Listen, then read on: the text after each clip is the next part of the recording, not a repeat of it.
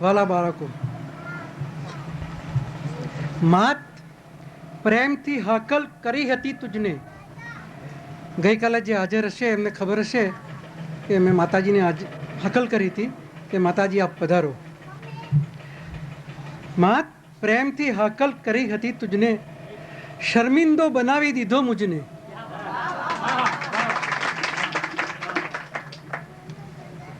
હૈયું ભરાયું તુજ પ્રેમ થકી, આ શું કર્યું? અહીં તારી ઉપસ્થિતિ, તહીં લાડના નામની ઉપસ્થિતિ. અહીં એટલે શ્રદ્ધામાં તારી ઉપસ્થિતિ, તહીં એટલે નિલોષામાં લાડલા નામની ઉપસ્થિતિ. ખરેખર કહું તો શું કહું, આદ્ર બનેલું હૃદય શું કહે? બસ એટલું જ ભ્રમ લટકા કરે.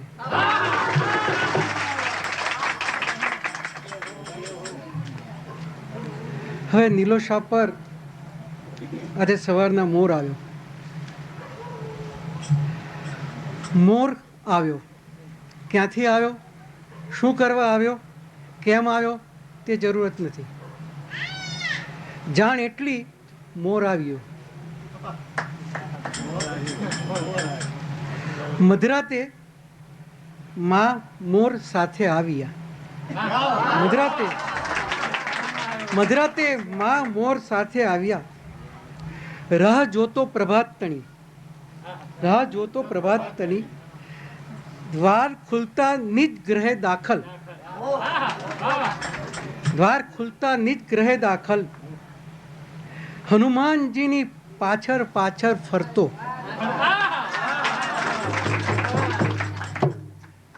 જાણે કે એક જ પંથના પ્રવાસી.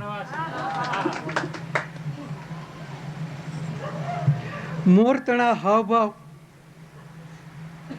ઠાવકો માનવ આવ્યો, ઠાવકો માનવ આવ્યો. હે મોર પાલન કરજે માતણા આદેશને. આ નિલોષા પર જે મોર આવ્યો એને ઉદ્દેશીને મેં લખ્યું હતું તે મેં કહ્યું.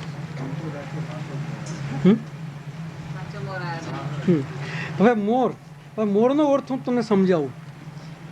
મને કાના માત્ર મો એટલે મોહન, મોહન એટલે કૃષ્ણ આપણે કહી શકીએ, ને ર એટલે રામ, એટલે કૃષ્ણ અને રામનું સંયોજન મિશ્રણ થાય એટલે મોર.